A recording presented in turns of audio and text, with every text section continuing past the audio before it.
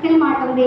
Abraham అంట ఆ యొక్క 6 కుమారులకి బహుమానాలు ఇచ్చి పంపిస్తే వారు అబ్రహాముకు ఎదురు చెప్పకుండా మాట్లాడకుండా ఆ బహుమానాలు తీసుకొని తూర్పు దిక్కుకు వెళ్ళి వారు స్థిరపడిపోయారంట. హల్లెలూయా, హల్లెలూయా.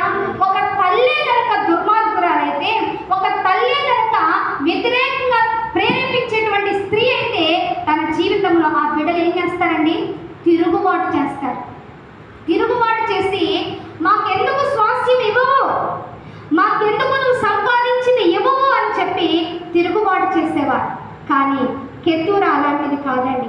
తన జీవితంలో నేను ఒక దాసిని, నా యజమానురాలి స్థానం వేరు, నా యజమానుడి స్థానం వేరు, కానీ నాకు దేవుడు ఆ భాగ్యాన్ని ఇచ్చాడు.